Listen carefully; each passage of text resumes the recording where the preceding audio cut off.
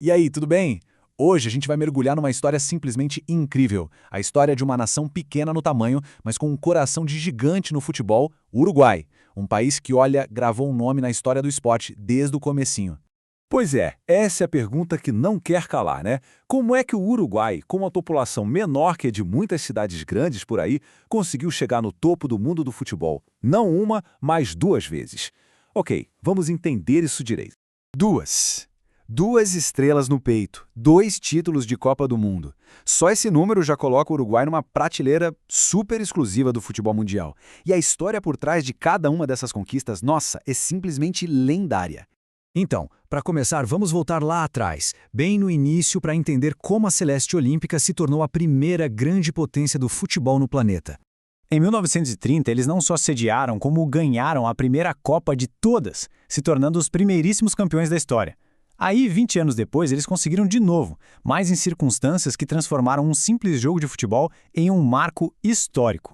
E que marco, hein? Maracanazo. Isso não é só o nome de uma final de Copa, é uma palavra que virou sinônimo de uma das maiores zebras de todos os tempos no esporte. O palco estava todo montado para a festa do Brasil, em casa, no seu estádio. Esse número aí, 173.850, foi o público oficial que pagou ingresso. Só que todo mundo na época dizia que tinha bem mais de 200 mil pessoas lá dentro do Maracanã. Agora, imagina só a pressão em cima do time uruguaio jogando contra os donos da casa na frente da maior multidão que uma Copa do Mundo já viu. E essa frase do Alcides Ghigia, o cara que fez o gol da vitória, nossa, ela resume perfeitamente o tamanho daquele feito. O silêncio que tomou conta do estádio mais lotado do mundo se tornou eterno. Uma vitória que ecoa até hoje. Agora, vamos dar um salto no tempo direto para os dias de hoje, porque o Uruguai está passando por uma transformação e das grandes. Bora para a nossa segunda parte para entender o que está acontecendo. E o comandante dessa revolução é ele, Marcelo Bielsa. Conhecido como El Loco, o cara tem um estilo de jogo super intenso, de pressão alta, um futebol para frente o tempo todo. A chegada dele é um sinal claro de uma mudança de filosofia para a Celeste, com foco total numa nova geração de talentos. E olha, o Bielsa não é nenhum novato no maior palco do futebol, muito pelo contrário. Ele já esteve lá com a Argentina, depois com o Chile, onde ele, aliás, levou a seleção de volta para uma Copa depois de 12 anos. Agora, toda essa bagagem vem junto com ele para o projeto uruguaio. E com um técnico novo, claro, vem time novo. A mudança no Uruguai não é só tática, não. É uma mudança de geração mesmo. Aqueles ícones Cavani e Suárez, que lideraram o país por mais de uma década, estão passando o bastão para uma galera mais nova. O protagonismo agora cai nos ombros de jogadores como Federico Valverde, simbolizando essa transição de liderança, tanto dentro de campo quanto no banco. Para a gente entender o presente, é sempre bom olhar para o passado. Então, vamos dar uma olhada bem rápida em alguns recordes que ajudam a definir a história riquíssima do Uruguai em Copas do Mundo. 8.